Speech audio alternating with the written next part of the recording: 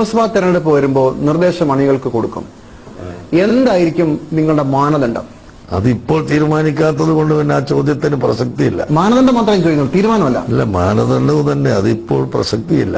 പക്ഷേ ഈ പറയുന്ന അത്രയും സ്വാധീനമുണ്ടോ? ഈ കഴിഞ്ഞ വർഷങ്ങളിലൊക്കെ ഞങ്ങൾ ജയിപ്പിച്ചു തോൽപ്പിച്ചു എന്ന് പറയുന്നതല്ലാതെ ഇലക്ഷൻ മുമ്പ് സ്പെസിഫിക് ആയി പറഞ്ഞു കേട്ടിട്ടില്ല കഴിഞ്ഞ 2 പ്രാവശ്യം. അതൊന്നുമല്ല, വളരെയധികം ഉണ്ടായിട്ടുണ്ട്.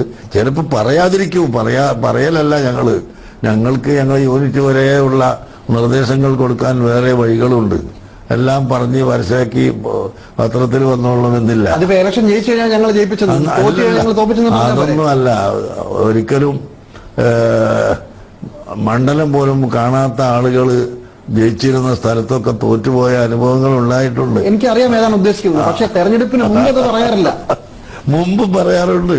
കഴിഞ്ഞ 2 തെരഞ്ഞെടുപ്പിൽ നിങ്ങൾ സ്വാധീന ശക്തിയായെന്ന് പറയാൻ അംഗീകരിക്കാൻ ബുദ്ധിമുട്ടുണ്ട്. കാരണം അത് പരസ്യമായി പറഞ്ഞിട്ടില്ല. പറഞ്ഞിട്ട് വേണമല്ലോ. ജയിച്ചു കഴിഞ്ഞാൽ ആർക്കും പറയാം. നിങ്ങൾ അംഗീകരിക്കണ്ട.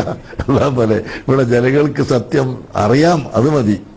ഞങ്ങളുടെ സഹായം ഉണ്ടായാൽ മാത്രമേ ജയിക്കാൻ സാധിക്കൂ എന്ന് എല്ലാ രാഷ്ട്രീയ കക്ഷികൾക്കും അറിയാം. അവരറിഞ്ഞാൽ മതി.